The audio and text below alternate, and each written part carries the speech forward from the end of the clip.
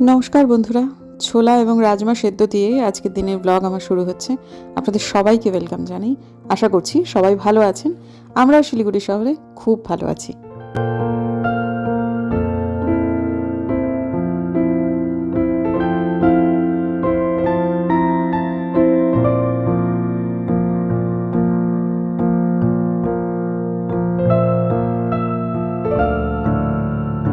এমনিতে যে বন্ধুরা আমাকে নিয়মিত দেখেন তারা হয়তো বা জানেন, আর যাই হোক আমি বেহিশেবি নই, কিন্তু এই পদ্ম গাছের ব্যাপারে আমার বেহিশেবিপনা করতে কোনো রকম আপত্তি নেই। যদিও এইটা দরকার ছিল। এই পদ্ম গাছে জল ওভারফ্লো করবার জন্য নিচে তো আমার 7খানা টব রয়েছে বা গামলা রয়েছে, সেই জন্য আমাদের একটা ভালো পাইপের দরকার ছিল। আজকে মিশো থেকে এটা আনা হলো। যদিও পাইপটা অনেকটাই লম্বা কিন্তু খুব সরু হয়ে গেছে, আর মিউনিসিপ্যালিটির জল তো সবসময় থাকে না। তো যখন খুব জোরসে জল পড়বে, মানে তোড়টা জলের প্রচুর হবে, তখনই এইটাকে ভালোভাবে ব্যবহার করা যাবে। একটু যদি মোটা হতো তাহলে হয়তো বা ভালো হতো। জিনিসটা মিশো থেকে এসেছে এবং রিভিউটা খারাপ ছিল না, এমনিতে খুব খারাপ আসেনি, কিন্তু আর একটু মোটা হলে হয়তো বা ভালো হতো। তো যাই হোক, অনেকটাই লম্বা। আর এখন আমি যাচ্ছি হচ্ছে, মিনামাসি এসেছে, বলছেন যে একটুখানি লঙ্কা নাকি বাড়ন্ত। আমি বললাম দাঁড়াও দাঁড়াও, লঙ্কা একটুও বাড়ন্ত নয়, আমার ডালে খাসিনিতে প্রচুর পরিমাণে লঙ্কা হয়েছে। যে কি বিভৎস ঝাল, দুটো করে দিলে, দুটো কি একটা করে দিলেই একটা তরকারি হয়ে যাবে। আসলে মানুষের ঝাল খাওয়ার উপর নির্ভর করে। আমাদের যা ঝাল খাওয়ার ধারা, তাতে করে একটা করে লঙ্কা দিলেই হয়ে যাবে। তবে কি হয়েছে জানেন, এক হাতে নিয়েছি ফোন, দুটো হাতে যদি তুলতাম তাহলে হয়তো বা এরকম করে ডগাগুলো উঠে আসতো না, আর কিছু অপরিপক্ক ফলও এর মধ্যে উঠে এলো। আসলে ট্রাইপডে দিতে হতো আর হাতে একটা নিতে হতো কাঁচি। ডালে খাসিনির গোড়া না, মানে ফলের গোড়া ভীষণ শক্ত হয়। এই যে একটা করে হ্যাঁচকা টান মারছি, কিছু পাকা লঙ্কা উঠে আসছে, তার সাথে কিছু হয়তো কাঁচা লঙ্কা উঠে আসছে। কাঁচা লঙ্কাগুলো সবই যে অপরিপক্ক তা না, কিন্তু হয়তো বা দুদিন গেলেই তাতে রং ধরে যেত। কিন্তু ওই আর কি, রং ধরা অবধি আর অপেক্ষা করাতে পারলাম না। তো মোটামুটি যা তুলেছি, তাতে করে আজ কাল পশু তসু একদম আমাদের যা ঝাল খাওয়ার ধারা তাতে হয়ে যাবে। কিন্তু আমাদের মিনামাসি এখন একটু চোখে কম দেখেন এবং তার জেদ হচ্ছে তিনি কিছুতেই চশমা পরবেন না। তো তাই জন্য তিনি হয়তো বা এই ডালগুলো ছাড়িয়ে না দিলে ওই ডালের মধ্যে থেকেই ভালো বা কাঁচা যে লঙ্কাগুলো, যেগুলো সবুজ রং, তিনি হয়তো বা ফেলে দেবেন। সেজন্য আর ওই ঝুঁকি নিচ্ছি না বাবা, এ মহার্ঘ জিনিস আমার কাছে। তো এখন এটা নিয়ে গিয়ে মিনামাসিকে দিই। আর মিনামাসির এতটাই পছন্দ হয়েছে যে একটা লঙ্কা সে দেখবেন আলাদা করে রেখে দিয়েছে, সেটা নাকি সে বাড়িতে শুকিয়ে গিয়ে নিজের বাড়িতে এটাকে পুঁতবে। আর এই লঙ্কা একবার শুধু মুখে খেতে গেছিলো মিনামাসি, খুব নাকি ঝাল খেতে পারে, গুমোর ছিল, সমস্ত গুমোর চূর্ণ হয়েছে। 4বার চিনি খেয়েও তার ঝাল যাচ্ছিল না। সেই দিনই বলেছিল, এত ঝাল লঙ্কা, এরপরে যদি পাকে আমাকে একটা দিও তো। আজকে আবার বেশ অনেকদিন বাদে মেয়ে বায়না ধরেছে, মেয়ে কিছুতেই লাঞ্চে ভাত খাবে না। ঠিক আছে, তুমি যখন খাবে না, তোমার জন্য তো একটা খাবার আছেই, সেটা হচ্ছে এই যে, এখন পরীক্ষা চলছে, আমি তেমন কিছু দিতেও চাইছি না, আমি পিসানোর পাস্তাটাই দেবো। এটা আমি সমস্ত কিছু ইনগ্রিডিয়েন্ট দেখেই তবে কিনেছি, যে কোনো সময়ই এটা দেওয়া যেতে পারে। পিসানোর পাস্তাটা আজকে হোয়াইট পাস্তা করে দেবো, হোয়াইট সস পাস্তা যেটাকে বলে, সেরকমভাবেই করে দেবো। আর এখন পরীক্ষা চলছে, উল্টোপাল্টা জিনিসপত্র কিছু দেওয়া যাবে না। আর এটা ভীষণই হেলদি একটা অপশন। এটা টেক্সচারটা এত ভালো না, খুব সহজে হয়ে যায়, আর মানে এক্সট্রা তেল একদমই টানে না, যার ফলে এটা দিয়েই করবো। তার আগে মিনামাসির রান্নাবান্না সমস্ত কিছু কমপ্লিট করে নিতে হবে, তারপর ও করে নিক, তারপর বেরিয়ে যাক, তারপরে আমি একটু ধীরে সুস্থে করবো। একটু বেরোবো, বেরিয়ে একটুখানি একটা গাছ কিনতে যাব, এবং গাছটা একদম বাগানেই লাগাবো, ঠিক মাঝ বরাবর ব্রনফিল্ড শেয়ার। 3 রকমের, ওটা হচ্ছে ইয়েস্টারডে, টুডে অ্যান্ড টুমরো ওটাকে বলা হয়, কারণ গাছটা যেদিন ফুলটা হয় সেদিন এক রকমের ফুল হয়, তারপরে মানে প্রত্যেক দিন করে আসলে ওটা একটা ফুলের ইয়ে থাকে 3 দিন, 3 দিনে 3 রকমের রং সে ছাড়ে, এবং খুব সুন্দর গন্ধ হয়। তা আমার বাড়িতে তো এত সহজ কঠিন কঠিন গাছ হয়ে যায়, কিন্তু আমি সহজ গাছ তো করতে পারি না, হয় না। দেখি এটা হয় কি না আদৌ। আর আমার রসুন লতাটা, সেটা তো খুব একটা ভালো নেই অবস্থায়, যেখানে রাখানো হয়েছে ওখানে ভালো রোদ্দুর পাওয়া যাচ্ছে না, তা সেটাই একটা কারণ। তা ব্রনফিল্ড আমি মাটিতেই লাগাবো। রসুন লতা যদি এখনই ওখান থেকে তুলে নিয়ে মাটিতে লাগাই, দুর্দান্ত হবে কিন্তু। হ্যাঁ, তো শেষটা সেটাই করবো নাকি সেটাই ভাবছি, কারণ কাজগুলো যখন ভালো হচ্ছে না, তাদের যখন মাটি আমি দিতে পারি, মাটি যখন আছে বাড়িতে, তখন সেটা দেওয়াই যেতে পারে, তাই না? তা দেখি কি করি, কিন্তু ব্রনফেলিশি আজকে কিনতে আমি যাবই এবং যাবই। ব্যাপারটা হচ্ছে পাওয়া যাবে কি না এইটাই হচ্ছে একটা কথা। আর খুব ইজি গাছ, কাটিং থেকে ভীষণ সহজে হয়ে যায়। এখন আমি একটু গাছের গোড়া পরিষ্কার করে নিই। এগুলো সব আবার হয়েছে, এই কী বলে চন্দ্রমল্লিকা, কাজে এগুলো এই একটি ঘাস, ভিন্ন অন্য কিছু তোলার নেই। এখান থেকে গোড়ায় গোড়ায় একবারে প্রচুর হয়ে গেছে। এগুলো থেকে একটু একটু করে তুলে দিলাম, অনেকটাই তুলে দিলাম। এখন ঠিক আছে, হয়ে গেছে মোটের উপর। আর তারপরে এবার ঘুরে আর এদিক ওদিক কথা কি বলবো, এই তো দেখে চোখ জুড়িয়ে যাচ্ছে। তারপরে এবার বাবা ছেলে তো চলছেই আমাদের বাড়িতে। আমার শ্বশুরমশাই শাহুডাঙ্গি যাবেন, তা আবার টোটো নিয়ে। ছেলে বলে দিয়েছে হবে না, আমি বাড়ি যাই, আগে ডাক্তার দেখাই, ডাক্তার কি বলেন তার উপরে। তার আগে কিন্তু যদি গাড়ি নিয়ে যেতে চাও যেতে পারো, কিন্তু টোটো নিয়ে যাওয়া যাবে না। তারপর আবার টুকুরকে নিয়ে যাওয়ার খুব ইচ্ছা। তা এখন আসলে চতুর্দিক এত ধুলো, মাস্কেও ধুলো আটকাবে না। তো সেটার জন্য বাবার এই বয়সে সেটা ছেলে একদমই দিতে রাজি নয়। তো দেখা যাক, সে আসুক আজকে, এসে বোধহয় বাবাকে নিয়ে ডাক্তারের কাছে যাবে বা শর্মাটা কিছু। এদিকে ছেলে না থাকলে বাবা ডাক্তারের কাছে গিয়ে কনফিডেন্সও পায় না। পৃথিবীতে আর কারোর কাছে সেই কনফিডেন্স নেই যেটা ছেলের কাছে আছে। মানে ছেলের সাথে থাকলে সে পায় আর কি, আমার শ্বশুরমশাই। কাজে আসুক সে একদম। কিন্তু মাঝখান থেকে তার খুব যাওয়ার ইচ্ছে ছিল, বলে হবে, ডাক্তারবাবু যদি বলেন যে হ্যাঁ কোনো অসুবিধা নেই তাহলে নিশ্চয়ই যাবে, কিন্তু তার আগে যাওয়া যাবে না। আর যদি ডাক্তারবাবু বলেনও তাহলে গাড়ি নিয়েই যেতে হবে, গাড়ি ছাড়া যাওয়া যাবে না। এখন আপাতত তোমার মিনামাসি গেছে একটু ওয়াশরুমে, সে আসলে পরে তারপর আবার শুরু হবে। বরং আমি ততক্ষণ পুজো টুজো সব সেরে নিই, তারপর পাস্তাটা বানাই। একটা দারুণ ভালো পাস্তা রেসিপি শেয়ার করছি। এটা দিসানোর পাস্তা, 100% দুরুম হুইট দিয়ে তৈরি একটা পাস্তা। খুব ভালো প্রোটিনের সোর্স আছে এতে, একদমই ময়দা free, cholesterol free. Healthy breakfast, lunch বা ইভিনিং স্ন্যাক্সের সাথে সাথে স্যালাডের জন্যও কিন্তু পারফেক্ট। আমি আজকে আমার মেয়ের জন্য লাঞ্চেই তো এটা বানাচ্ছি। এর মধ্যে ট্রান্স ফ্যাট একদমই নেই, আর্টিফিশিয়াল কালার, ফ্লেভার, প্রেজারভেটিভ থেকে এটা সম্পূর্ণ ফ্রি, 100% ভেজিটেরিয়ান। আর শেপ এবং সাইজ এতটাই পারফেক্ট যে যে কোনো সস বা মশলা এর ভেতর অনায়াসে ঢুকে যায়, আর খেতেও কিন্তু দারুণ হয়।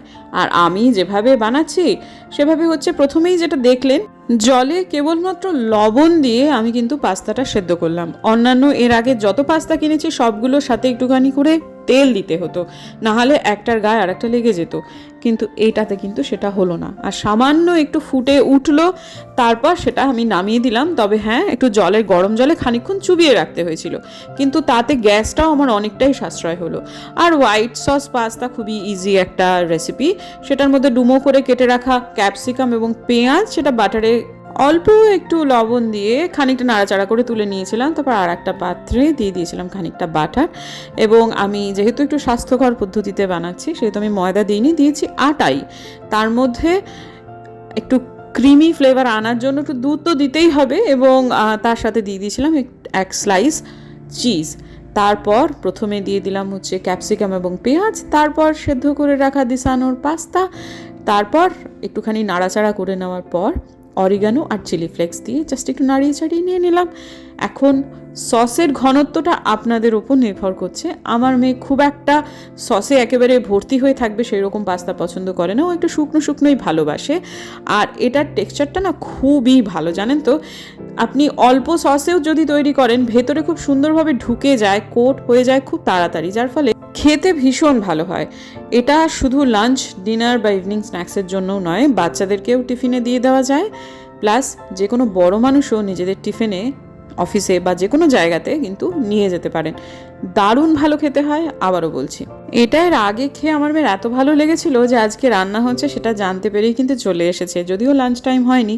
তাই জন্য আপাতত একটুখানি ওকে টেস্ট করতে দিলাম, ও বরং খেয়ে বলুক কেমন হয়েছে। খুব ভালো হয়েছে, একদম পারফেক্ট হয়েছে। লিঙ্ক দিয়ে দেবো, প্লিজ ডেসক্রিপশনে লিঙ্ক দিয়ে দেবো, কিনবেন। ভীষণ ভালো একটা পাস্তা, দিসানো।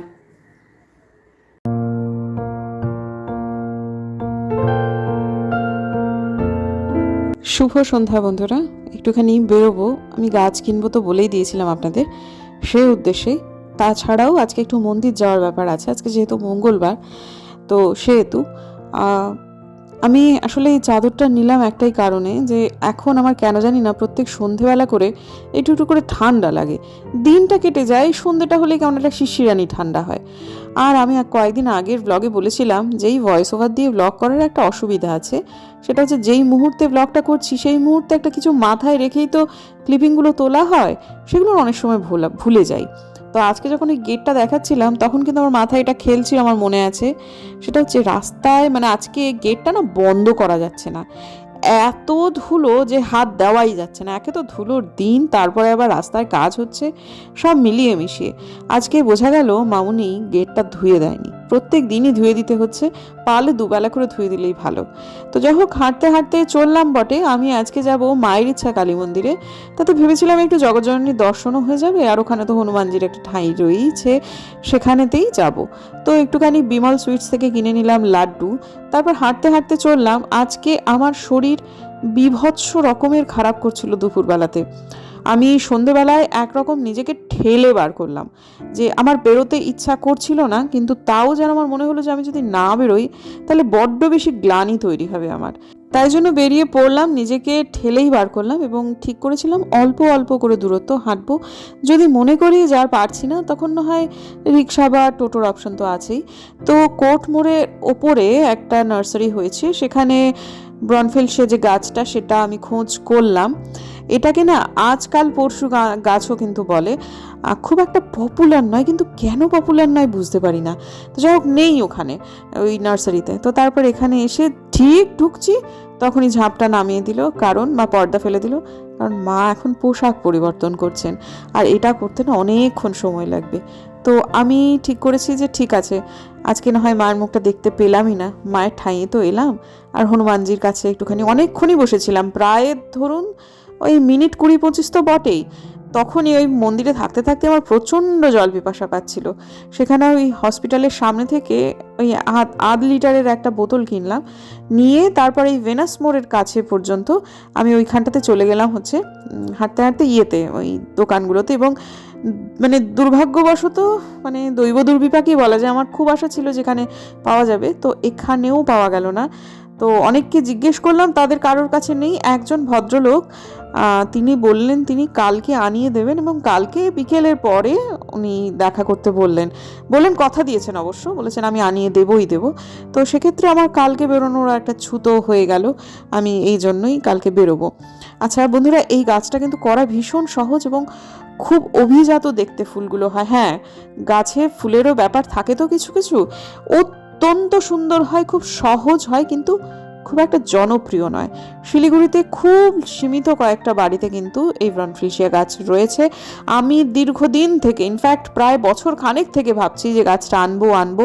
কি কারণে আনা হচ্ছিল না আমার কোনো আইডিয়া নেই।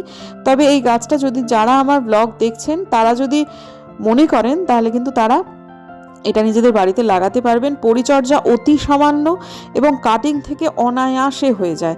আবারও বলছি না, কিছু গাছের থাকে বোধহয় কপালে লেখা যে তোমাকে পপুলার হওয়া যাবে না, বা তোমার কপালে লেখা নেই যে তুমি খুব একটা জনপ্রিয় হবে। আমার বাড়িতে যখন আমি লাগাবো তখন ফুল হলে দেখবেন পুরো গ্রীষ্মকাল জুড়ে ফুল হবে। 3 দিন 3 রকম রং হবে। প্রথমে নীল হবে, তারপর আস্তে আস্তে সেটা সাদা হয়ে যাবে, বা সাদা হবে তারপর নীল হবে, এরকম একটা কিছু হবে। এবং এত মিষ্টি একটা গন্ধ, কি বলবো। তো যাই হোক, ফেরার সময়টায় আমি ভেবেছিলাম যা শরীর খারাপ ছিল তাতে করে যে আমি হয়তো বা রিক্সাই নেব, কিন্তু তাও নিজের মাথাকে বললাম যে আরেকটু হাঁটি। আজকে হাঁটার পথটা খানিকটা পরিবর্তন করলাম। এটা শিলিগুড়ি কলেজের পেছন দিয়ে এলাম। শিলিগুড়ি কলেজের সামনে একটা স্কুল আছে, সেটা শিলিগুড়ি গার্লস, মাঝখানে শিলিগুড়ি কলেজ, তার পেছনে হচ্ছে হাকিমপাড়া বালিকা বিদ্যালয়। এই দুটো স্কুলই খুব ভালো স্কুল। তো সেটার পাশ দিয়ে আমি এলাম। একদিকে শিলিগুড়ি কলেজের দেয়াল ছিল, আর একদিকে রেসিডেন্সিয়াল এরিয়া ছিল। আর এই যে সামনে যে সুন্দর একটা বাড়ি দেখছেন, মানে ফ্ল্যাট অ্যাকচুয়ালি। আগে এই বাড়িটা একচালা একটা টিনের বাড়ি ছিল, এখন দেখুন কি চমৎকার দেখতে হয়ে গেছে বাড়িটা, একটা ফ্ল্যাট হয়ে গিয়ে। মানে যারা অনেকদিন বাদে শিলিগুড়িতে আসেন, ধরুন যাদের হোম টাউন, অনেক দিন পর তাদের নিজের ঘরে ফেরা হয়, তারা শিলিগুড়ির রাস্তাঘাট না চিনতে পারবেন না, এত পরিবর্তন হয়ে যাচ্ছে, দিনে দিনে চেঞ্জ হচ্ছে। আর এই হচ্ছে এমন একটা রাস্তা, শিলিগুড়ি শহর তো অপরিকল্পিতভাবে গড়ে ওঠা একটা শহর, তারই মধ্যে কিছু কিছু জায়গা থাকে পরিকল্পিতভাবে তৈরি। তাদের মধ্যে একটা জায়গা হচ্ছে, এটা কলেজ পাড়ার একটা অংশ, ভীষণ সুন্দর, মানে মানে খুব চওড়া রাস্তা, দুপাশে গাছ, এবং এই জায়গাটাতে খুব একটা আলোর প্রাধান্য না থাকাটাই খুব বেশি একটা আলাদা রকমের মাত্রা দিয়েছে। এটা আলো আঁধারি জায়গা না, এটা অন্য রকমের ফিল আছে, প্লাস বাড়িগুলোও খুব সুন্দর। আর এইখানে কিন্তু আমার প্রচুর সাবস্ক্রাইবার থাকেন জানেন তো। এই জায়গাটা এবং বাঘাযতীন পার্ক, এই দুটো জায়গা আমার হাঁটতে এত ভালো লাগে। তো আজকে এই রাস্তাটার লোভেই কিন্তু আমি এই রাস্তাটা আজকে ধরেছি, মানে এই কলেজের পেছন দিয়ে আসাটা। তো যাই হোক, ঠিক আছে, টুকটুক করে হাঁটতে হাঁটতে পৌঁছে গেলাম একদম বাড়ির গোড়ায়, এবং দেখলাম অনেক দিন বাদে একটা ব্যাঙ দেখলাম। কয়েকদিন হলো ব্যাঙের ডাক শুনছি, তাহলে কি বৃষ্টি হবে? কে জানে ব্যাঙ দেখার সঙ্গে বৃষ্টি হওয়ার কি কোনো সম্পর্ক রয়েছে? ওই ব্যাঙের সাথে একটা বৃষ্টির সম্পর্ক তো আমরা নিজেরাই তৈরি করে নিই। সেই জন্যই ব্যাঙটাকে দেখে যেন মনের ভেতরে একটা আশা আশা তৈরি হচ্ছে। তো সে আমাদের গ্যারেজেই ঠাঁই নিয়েছে, দেখে মন্দ কিছু লাগলো না। তো বাড়িতে এলাম, একেবারে মানে কি বলবো, সাদা হয়ে গেছে। আর এত টানের দিন, গাছের গোড়া কিন্তু শুকিয়ে যাচ্ছে। সেজন্য আজকে সকালবেলায় উঠে এক রাউন্ড জল দেওয়ার পর, সারাটা দিন কেটে যাওয়ার পর আর এক রাউন্ড আজকে জল দিচ্ছি। আজকে আমি নিজের শুতে যাওয়ার সময়টাতে 10টার সময় অ্যালার্ম দিয়েছি। কাজেই আমি একেবারে ঝড়ের গতিতে আমার যতটুকু করণীয় ফিরে আসার পর ততটুকু কিন্তু আমি করছি। আমি কোনোভাবেই 10টার পর আজকে শোবই না। আমার এত মারাত্মক শরীর খারাপ করছিল এই কারণেই যে কালকে আমার শুতে অনেক দেরি হয়েছে, মানে প্রায় মাঝরাতেরও ওপার হয়ে গেছে, এবং আমি ভোর রাতে আজকে উঠেছি। আমার শ্বশুরমশার শরীরটা খারাপ আছে সেই জন্য, যার ফলে আমার এত শরীর খারাপ করছিল যে কোনোভাবেই আমি আজকে রাত 10টার ওপার করবই না। এবং খুব অল্প দিনের মতো আজকে আমি শুতে যাওয়ার সময় অ্যালার্ম দিয়েছি, ওঠার সময় নয়। একদম সমস্ত কাজকর্ম হয়ে গেছে, এসে পড়ে ঝড়ের গতিতে সব কাজ সেরে নিয়েছি, এসে আর 1 মিনিটও বসিনি। তো এখন আগের দিনে তো আমি বলেছিলাম যে আমি ওই তিল ভেজাচ্ছি, জিজ্ঞেস করেছেন তিলের জলটা খান না তিলটা খান। তিলটাই খাই, জলটা খাই না, জলটা ফেলে দিই। সেটা আসলে আমাদের ভারতীয় মেয়েদের একটু ক্যালসিয়ামের জন্য এটা খুব প্রাকৃতিক একটা উৎস, সেটা খেলে খুব ভালো হবে আর কি। আর তিল কারো সহ্য হয় না এরকম আমি শুনিনি। তিলটা খুব, আমি মোটামুটি ওই 1.5 টেবিল চামচ মতো ভেজাই, এবং তাতে বেশ ভালোই হয়ে যায় আমার। তো যাই হোক, ওটা খাওয়াটা খুব দরকার। অন্য কিছু খাই না খাই, এটা খেতে হবে সেটাই শুনছি, কারণ নাহলে একটু বয়স বাড়লে গিয়ে হাঁটু সমস্যা ইত্যাদি ইত্যাদি ব্যাপার। আর যখন মানে একটু এক্সারসাইজ করছি, মোটামুটি ট্রেডমিলেতে সকালবেলাতে হাঁটছি, সেটা হাঁটাটা 6 কিলোমিটার বেগে 20 মিনিট, যার ফলে হাঁটুতে ব্যথা হওয়ার সম্ভাবনা আছে। তো এটা খেলে সেটা হবে না বলছে। তো আর কিছুদিনের মধ্যে আমার স্কিপিং চালু হবে। তা স্কিপিং চালু হলে তখন তো হাঁটুতে সমস্যা হবেই। এখনও তো আমি অনেকটাই ওভারওয়েট না। তো যাই হোক, এখন আপাতত এই জিনিসটা হচ্ছে আমার সব কাজ মিটিয়ে দেওয়ার পরেও শেষ কাজ, সেটা হচ্ছে মেশিনে কাপড় দিয়েছি আমি। আসলে 3 মাস ধরে বোধিসত্ত্ববাবুর কালিম্পংয়ে তো ওর একটা ঘর নেওয়া আছে, সেখানে তো বিছানা চাদর টাদরগুলো সব ওরমভাবেই পাতা ছিল। 3 মাস ঠিক নয়, ওই আর কি 48-49 দিন বা তারও বেশি, মানে হ্যাঁ, এটা পাতাটা অনেক দিনই আছে। তা কালকে যখন ছিল তখন আমি বলেছিলাম ওগুলো সব কিছু তুলে তুলে নিও, তারপরে বালিশের ওয়ার, তারপরে আরও টুকিটাকি কালকে যা যা সমস্ত ব্যবহার করেছে সব কিছু মিলিয়ে মিশিয়ে যখন আমাকে কাচতেই হবে বিছানা চাদরটা দিলাম যখন, তখন বাকিগুলোও দিয়ে দিলাম, হয়ে যাবে সমস্ত। তা যাই হোক, কালকে সকালে এগুলো সমস্ত মিলে দেবো। আপাতত দেখা হচ্ছে বরং কালকে একটা নতুন ব্লগে বন্ধুরা। আজকের দিনের জন্য আমি বিদায় নেবো, পোশাকটি ছাড়বো, শোবো এবং ঘুমোবো। কালকে আমার না রাতে ঘুম হয়েছে, সকালে অনেক তাড়াতাড়ি উঠতে হয়েছে, সব মিলিয়ে মিশিয়ে আমার খুবই কাহিল লাগছিল। এখন অতটা নেই তো, কিন্তু ঠিক আছে, আমাকে শুতে হবে। এখন মোটামুটি 10টার খুব কাছাকাছি বেজে গেছে। আমি আজকে আর ভিডিও এডিট করতে পারবো না, সম্ভব না আমার পক্ষে, তাহলে আমার শুতে ওদিকে দেরি হবে। আর আমি শুতে যাওয়ার সময়টাতে অ্যালার্ম দিয়েছি আজকে। ওঠাটা যদি আমি 10টায় শুয়ে পড়তে পারি, আমার ওঠাটা অনায়াসে 5:30-6টার মধ্যে হয়ে যাবে, বা তারও আগে হবে। আমার চোখ খুলে যাবে, অসুবিধা হবে না। এবং এটা একদম ঠিকঠাক টাইম শোয়ার জন্য সব দিক থেকে। চাইলে সব কিছু পারে, চাইতে হবে, এই আর কি। তো দেখা হচ্ছে বরং কালকে একটা নতুন ব্লগে বন্ধুরা। যদি আমার ভিডিও ভালো লাগে তাহলে প্লিজ সাবস্ক্রাইব করবেন, পাশে নোটিফিকেশন বেলটা অন করবেন, যাতে ভিডিও দিলেই নোটিফিকেশন চলে যায় আপনাদের কাছে। দেখা হচ্ছে আগামীকাল, ততক্ষণ।